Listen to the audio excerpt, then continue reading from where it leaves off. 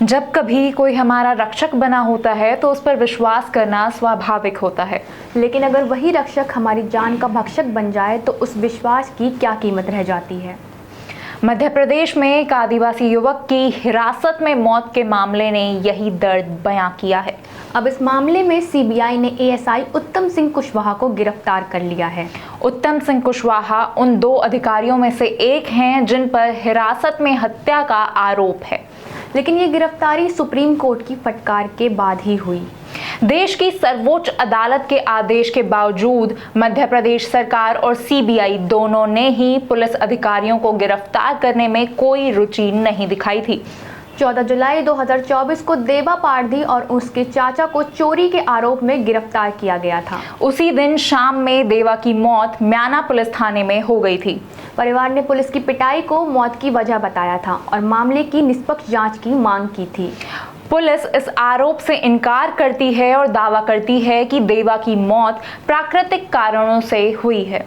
पिछले गुरुवार को सुप्रीम कोर्ट ने इस मामले में नाराजगी जताते हुए कहा कि 4 महीने से ज्यादा हो चुके हैं, लेकिन अब तक सुप्रीम कोर्ट के आदेश का पालन नहीं हुआ। न्यायालय का सीधा इशारा था कि कहीं सरकार ही तो आरोपियों की रक्षा नहीं कर रही है। ये टिप्पणी न सिर्फ एक चेतावनी थी बल्कि उस सिस्टम पर सीधा सवाल था जो जवाबदेही से भाग रहा था।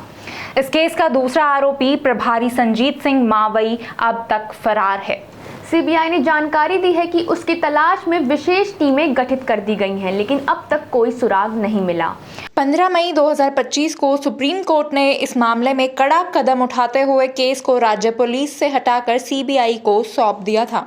साथ ही कोर्ट ने साफ निर्देश भी दिए हैं कि आरोपियों को 1 महीने के भीतर गिरफ्तार किया जाए। इस मामले में ये ध्यान देना जरूरी है कि देवा पारधी के साथ पुलिस हिरासत में जो जुल्म हुआ उसका एक कारण शायद पारधी जनजाति से होना भी था।